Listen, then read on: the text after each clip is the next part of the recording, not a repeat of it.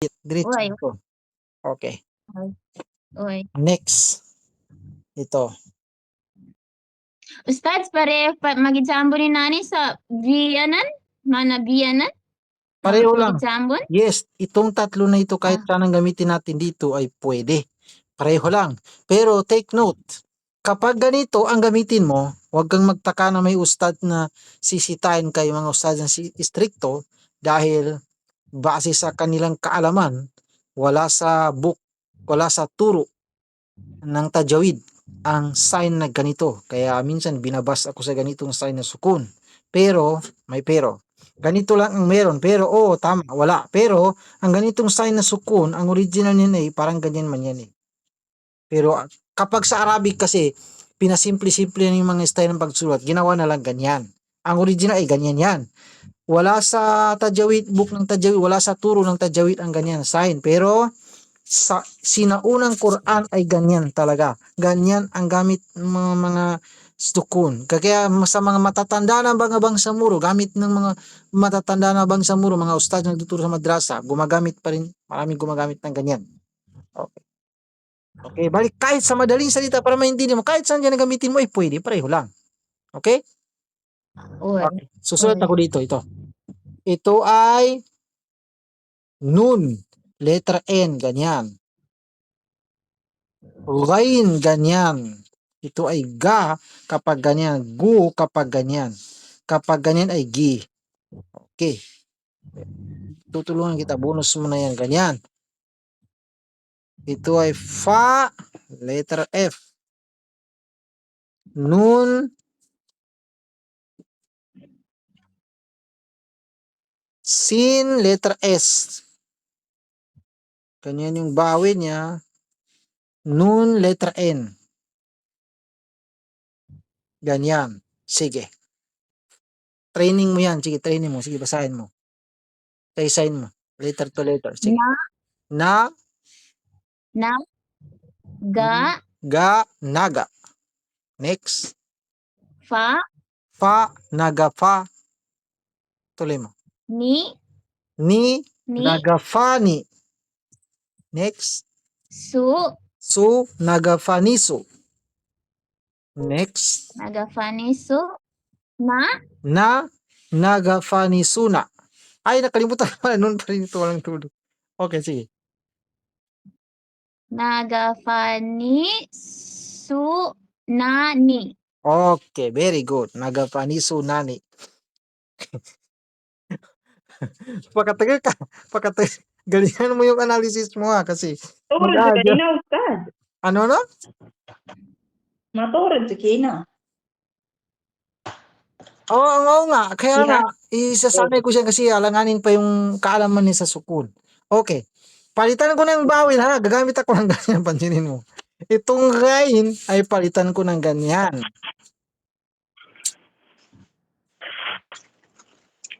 Itong nun, palitan ko ng ganyan. Itong sin, palitan ko ng ganyan. Itong nun, palitan ko ng ganyan. Sige. Paano mo basahin? Napiyok pa ako. Sige. Sige. Ganyan. Sige. Nagfansi,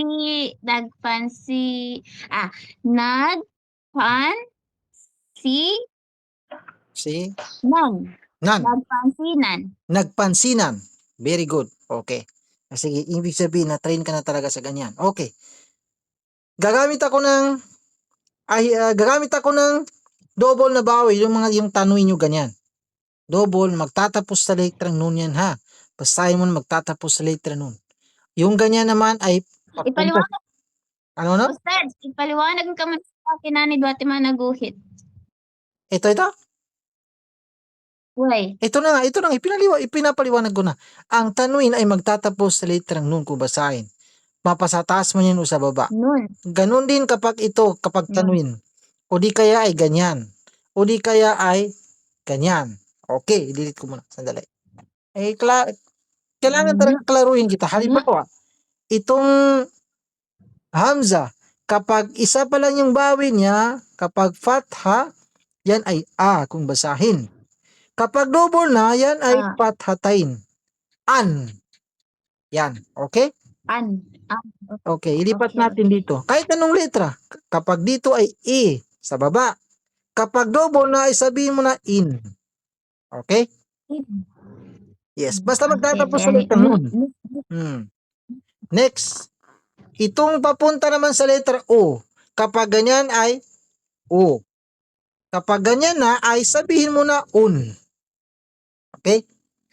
Ulitin ko ha. Kahit anong Un. letra, basta magtatapos sila sa letra nun kung basahin maliban sa kanilang, mamaya ko lang sabihin kapag nasa Quran na tayo.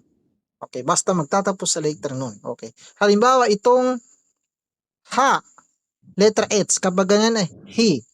Kapag double, nasabi mo na hin. Hin. Okay. Okay. Kapag ganyan ay ha.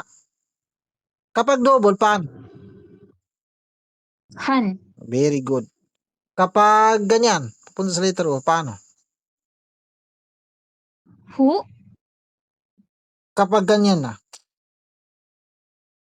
Hun. hun. Very good. Okay. Balik tayo sa, magsusulat ako dito. Ito ay nun, ghain, fa,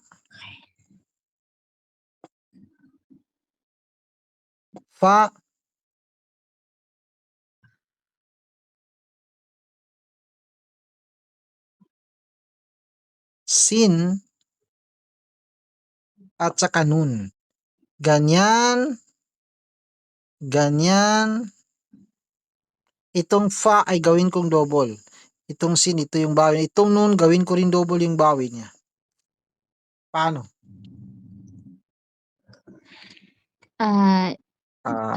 Gay. Na. Nag, Nak. nag, Nak. nag, Nagpan. nagpa, Nagfak. nagpa. Nagpa. Sige, tuloy mo. Fa, dalawang fa na magkasunod. Sige. Nagpan. Ayusin mo kasi dalawang fa na magkasunod pero tanwin yung isa. Ulitin mo. Nagpapan. Very good. Nagpapan. Next. Sin, letter S. Nun, letter N. Pansinin mo ang bawil. Nagpapan. Nagpapansinan. Yes. Nagpapansinan. Okay. Yan. Ganyan gamitin ang tanwin ha. Pansinin mo ha. Okay. Ito pa. Okay. Last na lang. Kasi lilipat na tayo. Doon tayo. Balik tayo sa sukun. Pagkatapos. Ito pa. Ito ay kaf.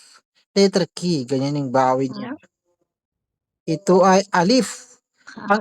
Ang alif kapag may bawel, may hamza sa taas niya ha. Tandaan mo yan kapag sa Quran na. Kaya ganyan ay a pa rin kung basahin. Kapag ganyan ay u. Okay? Kapag dito naman yung bawin niya ay i, kai. Pero mayroon talaga yung hamza kapag sa Quran na. Okay? Para advance na. Okay. Itong alif na ito ay lagyan ko na ng hamza. Ganyan yung bawi niya. Yan ay u. Balik ka u. Ito ay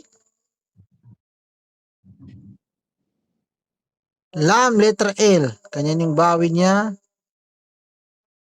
Ra, letter R. Nun, letter N.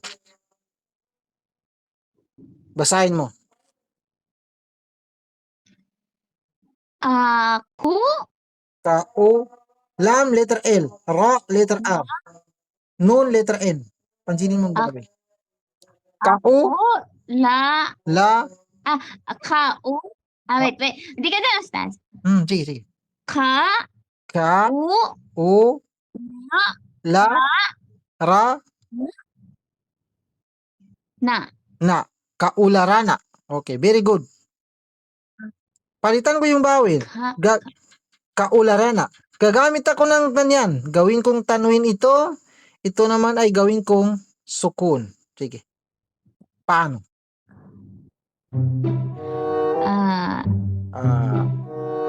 Kai. Ano? Ulitin mo.